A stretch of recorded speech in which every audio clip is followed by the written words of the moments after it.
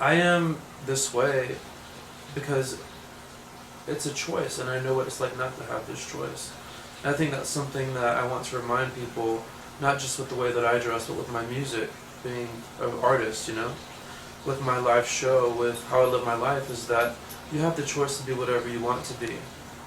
And that choice is ultimately a gift that should not be taken for granted. Originally from North Carolina, I grew up on the East Coast, like a small little, we call it Dawson Creek town because it's where they filmed Dawson's Creek. But I grew up in a very non-Southern home. My parents are from Iran. They're Persian. So it was really interesting to grow up in a home which came from such a beautiful background, but yet to grow up with a political regime that totally restricted and wants to fundamentally leave all of that aside. For example, in Iran, if I were to be dressed the way I am now, I would be executed. Biggest icons is Queen Elizabeth, because she really embodied masculine and feminine, but yet she was powerful. And I think there's such a misconception about women this day and age where they feel like if you're overtly feminine, Right. or if what you wear, or if you objectify yourself, that it works against your cause as a woman. Well, that's not true. You can be a woman, you can be a man, and it's all about how you carry yourself. It doesn't matter what you're wearing. I think it's a lie when someone says, I don't care what anyone thinks. Of course we care what people think, but you have to care about the right person. And obviously you have to consider the source.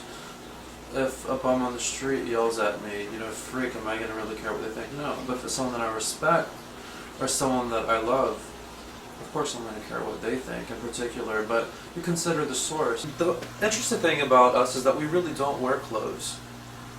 We wear feathers, wire, ceremonial outfits, corsets, clothes, but we don't wear clothes, per se. It's funny, this person in particular, who we all know as RuPaul, I call him, he said to me something that has always stuck in my head. He's like, life is drag.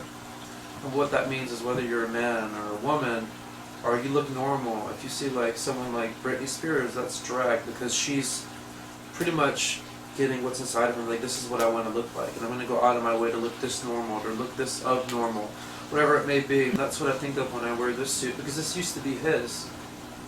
It wasn't a gift that he bought for me, it's something that used to be his. Some people would call it hand-me-down, I call it hand-me-up. So this is the wedding dress, and this is a wire skirt which I made, which we layered with the black corset. And everything I wear has significance to it. Either it was a gift, or we made it, or someone made it for me. So there's never a garment where, like, where did you get that from? And I can say, oh, I bought it here. It doesn't work that way. And this necklace, which is a really It's gorgeous. amazing piece, is something that Suzanne Barsh gave to me. I think what's interesting about how I dress myself is that it's not just about what I put on, it's also the makeup. My body is also painted, my face is painted. That's a part of my look, that's a part of fashion for me. It's not just the clothes. Also my hair, is very much part of how I express myself physically. You have to go through ups and downs. You have to go through living on both sides of a fence to really know what it's like to walk on it. You know what I mean? You have to know what it feels like to be insecure. I know exactly what that feels like. I grew up that way. I knew what it was like to try to fit in. I tried desperately at a certain point in my life. I knew what it was like to be a bully because I wanted to see what it felt like to be on the other side. I think that's something that my live show incorporates all of. There's a part where I'm aggressive. There's a part where I'm vulnerable. There's parts where I'm stripped. I wipe all of this off at the end of my show. I always start as a perfect painting. I come out as you see. And then my hair gets ripped apart, my makeup gets wiped apart, everything just falls apart, and it's showing me stripping myself and showing that it's more than just one side. I think so much of culture likes to say you're either black or white, Right. You're this or that, but no, there's so You're much, gay or straight. absolutely. There's so much more to me than just being this way. But to each its own. I'm not sitting here on a pedestal, even though I look like I should be, telling everyone what to do with their lives specifically.